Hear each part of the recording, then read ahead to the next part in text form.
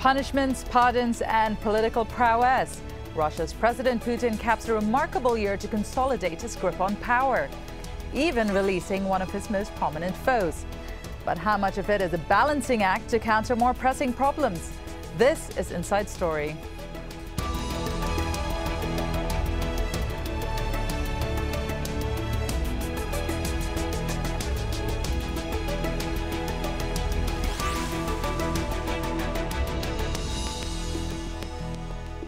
Hello and welcome to the program. I'm Divya Gopalan. Forbes magazine has called Vladimir Putin the world's most powerful person in 2013. And the Russian president has certainly made his mark this year, chalking up several notable diplomatic victories and scoring points against the West. Now, in his State of the Nation address, he derided what he called the liberal West as genderless and infertile and promised to fight the Western elite's destruction of traditional values from the top. Putin's accomplishments of late include striking a deal to rid Syria of chemical weapons while keeping relations with Damascus intact, granting temporary asylum to the former U.S. National Security Agency whistleblower Edward Snowden, outmaneuvering the EU to effectively buy off Ukraine, and granting a pardon to his oldest enemy, Mikhail Khodorkovsky, once Russia's richest man, who has been released after spending 10 years in prison. We'll go to our guests in just a moment, but first, Peter Sharp sends us this from Moscow. It's the amnesties that have been brought into place just recently, which are open to other interpretations from many people here. You'll remember he's drafted an amnesty law that affected 25,000 prisoners, including, and here come the really heavyweight names, Mikhail Khodorkovsky, his arch enemy, the Pussy Riot band, the Arctic 30 Greenpeace protesters. Now, that is seen by many here as part of the carefully orchestrated charm offensive that's coinciding with the opening of the Winter Olympics in just a few weeks' time. You mustn't ever underestimate just how important these games are to President Putin. They may be called the Winter Olympics. They're actually called the Putin Olympics here, and his credibility really rests on their success. So there's plenty to discuss with our guests. Let's bring them in. In Moscow, we have the former Russian diplomat Vyacheslav Matuzov. Joining us from London studios is Mikhail Binyon. He's a former Moscow correspondent and the author of the book Life in Russia. He has met Mikhail Khodorkovsky. And also in Moscow is Pavel Felgen-hauer. He's a Russian journalist and a critic of Moscow's political and military leadership. Gentlemen, thank you all for coming on the program today. Now, Putin currently has an approval rating of 61%. In any other country, that would be good, but not necessarily in Russia. It's one of his lowest ratings since he came into power. So the question here is, are all these gestures we've been hearing about, all the moves he's made, is it for the good of the country, or is it more about boosting his own position? And I'll put that question first to Vyacheslav Matuzov. Of course, he proved his own position as a strong leader inside Russia, because he imprisoned Mr. Khodorkovsky for 10 years. Not him, but our court. And they were threatening to Mr. Khodorkovsky the third term. That will be 5 years, maybe more even, because Mr. Khodorkovsky ended his time being in prison. It was in next year, in August next year. So Putin takes this decision in accordance with Mr. Genscher advices and through his mediation. I think it was a very wise step to open a door to the West. Of course, it is connected with Olympiad, first of all, and presence of world leaders in this Olympic Games in Sochi. Everything was in one packet. I think that it was it gave to Mr. Putin many points outside the country and doesn't disturb him at all inside country. That all of Russian people, even those who dislike Mr. Khodorkovsky, agreed with any kind of step for freeing him, because 10 years being in prison, it is not more. Okay. Pavel Felgen-hauer, without going specifically to Khodorkovsky, let's just look at the wider issues here. The fact that Putin has made some very bold moves this year, which has certainly put him on center stage. I want to ask your opinion on whether these bold moves are boosting the country's profile, they're for the good of the country, or are they for the good of Putin? Well, I believe that our President Vladimir Putin doesn't really much distinguish himself and the country of Russia. Apparently he believes and acts as he is Russia. Well, after being in power already, supreme power, more than 13 years, that is excusable. There have been important moves, especially in foreign policies, which were seen in the West and seen in Moscow as victories for Russia and for Putin at the same time over the West. But Russian position in the world has not very much improved as a result. It's clear, and that's what the Kremlin is saying, that Russian image abroad is worse than it actually should be, that our propaganda is ineffective, and actually international polls show that Russian attitude towards Russia is getting worse, not better in most countries. So this move with Khodorkovsky, which obviously is almost exclusively aimed abroad, was made, most likely at the last moment the decision was made to actually go ahead with this release to improve Russian image in the coming up Olympic Winter Games in February and in general. So this is, of course, a PR move, first of all. And inside the Russian elite, it's clear that there were those who were opposed to it, because the Russian Prosecutor General office was saying just several weeks ago that Khodorkovsky is going to go on another trial. So this is not kind of very much, I wouldn't say that this is absolutely popular inside Russia, or that this will help Putin inside Russia, but it will, of course, help him internationally. Okay, Michael Binyon, if I could just ask you a very similar question, not specifically about any one particular move he's made this year, but more about what motivates his move.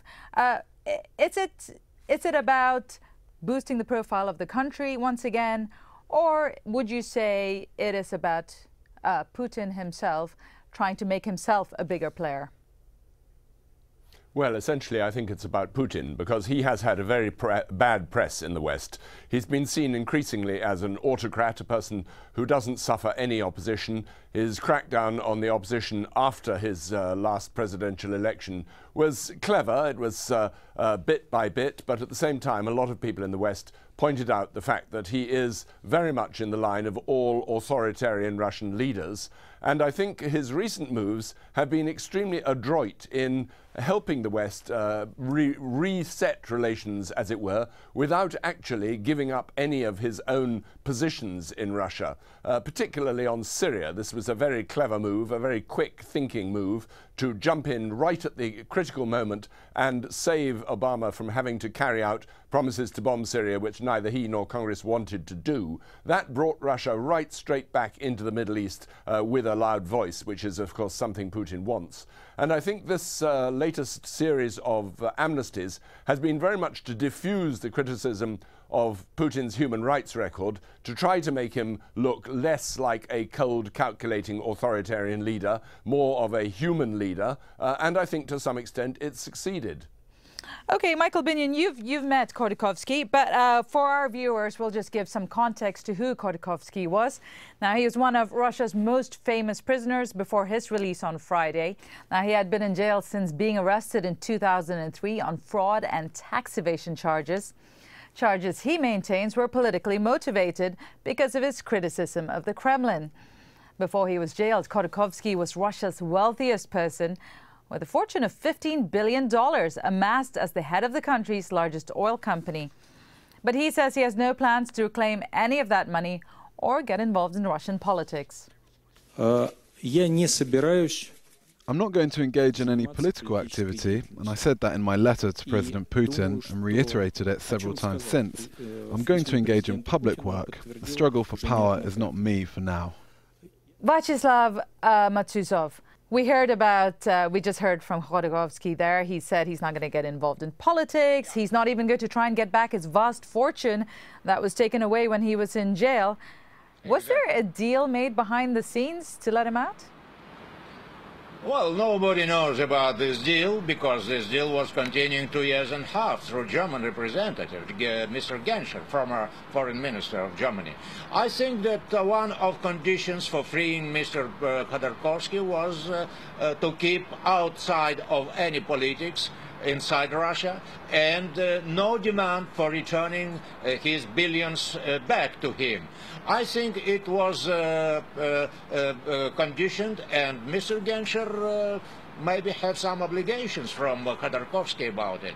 I'm sure that the Western leaders expected that Mr. Khodorkovsky can be ahead of all opposition forces in Russia and gain his political dividends after his imprisonment during 10 years. But they are now, in my opinion, they are very much disappointed by Mr. Khodorkovsky's declaration that he is abstained from policy, he abstained from any demands to Russian government. He also only devoted to his private business, his private life, and his family. I think it will be disappointing for Western politicians who are trying to push ahead Russian oppositional forces that have no real leader. Okay. They have no leader, no real base for Let me bring in some of our other guests here. Putin will won this round. Michael Binyon, as we heard there seems to be a lot of confidence that Khodorkovsky is no longer a threat. Should Putin be so sure about this? I think that he's no longer going to be an active political player, but of course the fact that he's in exile and the fact that he actually conducted himself pretty bravely throughout his imprisonment, I think has raised a respect for him in Russia. He wasn't a loved man before he was imprisoned. He was seen as an archetypal oligarch. He had a very shady early record in coming to power. He was extremely rich. He was very arrogant. He was certainly funding opposition parties, which is something Putin couldn't stand, and he wasn't the sort of person that Russians would normally take to. But the fact that he has not cracked while in prison, the fact that he's retained his own independence, and that he has been, I think, quite magnanimous since he's been allowed to speak while still maintaining that he's not guilty, that will raise respect. And don't forget that people also who've gone into exile and not engaged in politics have still been influential. Think, of course, of the Russian great writer Solzhenitsyn, who was exiled for many years, and when he came home was received in triumph years later. I think Mr. Khodorkovsky knows that for the moment any political opposition would frankly be suicidal and would be a waste of time, but that doesn't mean that he'll be a forgotten figure. Pavel Felgen-hauer, in that same vein, is there anyone, inside or outside, as the case may be, Russia, that can undermine Putin in any way? He's the most powerful man of 2013. Is it going to remain that way? Well, right now, of course, Putin is in full control in Moscow. That's absolute fact. And apparently he doesn't see right now any serious challenge to that. But the challenges, of course, exist, and they are not so much personal. They are objective. The economy is slumped. That means in the coming years there's going to be much more social tension, and that translates into political tension. Russia has serious problems in its near abroad. Its successes in in Syria may sound nice, but they're not really important to what's happening inside Russia and around Russia. And Syria and the Middle East in general lie outside Russia's sphere, not only of capability and of real interest. What's happening in Ukraine right now is much, much more important for Moscow and for Putin personally, because the political crisis and very massive pro-democracy movement right now in Ukraine is challenging the essences of the Putin regime, and the reaction to that is going to be very severe. It's already happening right now. So Putin has a lot on his plate already, and removing Khodorkovsky as issue was, of course, a wise move, but that doesn't mean that other issues didn't disappear together with him. And there are, of course, much more potent opposition leaders than Khodorkovsky, say the anti-corruption activist Alexei Navalny. I see as much more potentially a challenge to Putin than Mikhail Khodorkovsky could ever have managed to be. I'm glad you brought up Ukraine. Vyacheslav Matuzov, at this point in time, can Russia really afford this? I mean, we're hearing about the fact that its economy is suffering. What was behind this act? It isn't can we say it is benevolence? Well, I can say, on my opinion, nobody mentioned while talking on Ukrainian-Russian situation, mentioned one very important thing on my. Putin gave to Ukraine $15 billion. $15 billion. From where he take this money? He take this money from fund of prosperity of Russian Federation. Where is this fund is located? It is fund located in American banks in New York. So Putin and they profits from each. It was 1.5 for his allocations to these banks. And Putin took from American banks this money, 15 billion, and allocated it into to Ukrainian banks for Ukrainian Okay. So what does that mean to you? I can say that that suffering risk were American banks who lost 15 billion, and it doesn't lose for Russian people, for Russian Federation, for Russian people. So Putin gave a very smart move on international economical level to gain Ukraine on his side. I think it is absolutely it can be response from the Europe, from the United States to give anything like that to Ukraine. Putin find this solution, and it is a good chance for him. Now, Pavel Felgen-hauer, as Matuzov has mentioned, is it the U.S. that will suffer eventually from giving $15 billion to Ukraine? Well, actually, it's not 15 billion. That's the tops of the proposed credit line. To begin with, it's going to be only 3 billion. Russia is going to buy a special issue of Ukrainian Euro bonds. And the money is coming from a sovereign foundation that was actually created to guarantee Russian pensions to Russian elderly pensioners. And now this money that was allocated basically for the Russian pensioners will be, it's the high possibility that part of it could be lost, because it's going to be actually parked not in high quality American or Western paper, but in trash value Ukrainian bonds. This just shows, of course, that Ukraine is very, very important to Russia. Russia didn't allocate such sums of money to Syria ever, and didn't plan to do so. And this money comes with strings, and the main string is that the Ukrainian authorities, President Viktor Yanukovych, should restore a law and order, somehow dissipate or suppress the pro-democracy movement in Ukraine. And there's a big question mark about that. Will that happen or not? Putin doesn't have any control over Ukraine, and actually Yanukovych doesn't have much control over his own capital. Okay. So this is a high-risk move, which is shows how desperate the Kremlin is over events in Ukraine. Let me bring in Michael Binyon. You've heard now both points of view. Can Russia afford to be this generous to begin with? And is it about showing the European Union and flexing their muscles towards them? Is it about helping Ukraine? Or is it just about Putin doing something just because he can? Well, the answer is that Russia can afford it because they will do anything to keep Ukraine within their sphere of influence. It really is a tussle for the heart and soul of Ukraine and for its future political direction. One thing that Putin has long said, and it is a very important factor in all his policies, is that he regards the breakup of the Soviet Union as the greatest historical catastrophe in his time. In other words, he wants to try to re-establish Russia's influence and role as leader of a group of nations, and he's already set up a Eurasian customs union.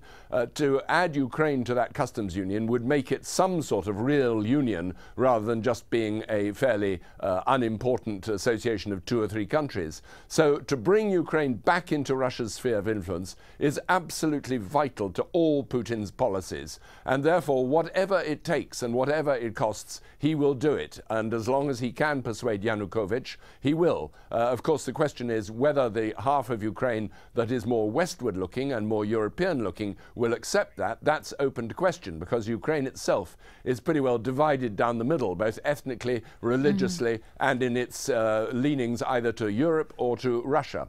Now, as to Europe, well, they're not really going to take Ukraine as a prime cause. They're certainly not going to risk relations with Moscow. And it would be seen as a real provocation if the West went in more heavily backing Ukraine's association agreement with the European Union. So for now, I think the West is pretty sore about this, but for the moment they have temporarily simply lost Ukraine. Okay. Mr. Matuzov, just to bring you in very quickly and to sum this up, Russia, as we heard, is trying to consolidate. It's heading towards an economic slowdown. There have been protests on the street that we haven't seen in years. All these moves that Putin has made, and let's not talk about anyone specifically, is this him preparing for bigger problems ahead for Russia? Well, you know, Putin is planning all his moves on international level very wisely, on my opinion, and he is not trying to spoil his relations with Europe, first of all, because when he declared that he is not against association Ukraine with the European Union. Even he said that Russia suggested for Europe to be as long as from Atlantic to Pacific, a united union. It is the idea of Charles de Gaulle even from that time. Europe from Atlantic to the Ural mountains. I think that the main reason why Yanukovych refused to join association with the European Union is only economical calculations. Because economy of Russia and Ukraine. I'm afraid we're running out of time, so I'm just going to bring in Mr. Felgen-hauer very quickly. And very quickly, Mr. Felgen-hauer, are all these moves about Putin consolidating his power base ahead of what could be seen as a storm for Russia? Absolutely. Putin is seeing a very serious crisis approaching in relations with the West over Ukraine. There is problems with the Russian economy, and he needs to have a consolidated elite with Khodorkovsky out of his hair to deal with the issues that are coming up, and these are very important issues. Thank you very much. I'd like to thank all our guests very much for this discussion. Unfortunately, we've run out of time. Vyacheslav Matuzov, Mikhail Binyon and Pavel Felgen-hauer. All of you gentlemen, thanks for your thoughts. And don't forget to our viewers, you can always find this program and many other inside stories at aljazeera.com. To find that, just follow links for shows and go to Inside Story. I'm Divya Gopalan. Thanks again for watching. Bye for now.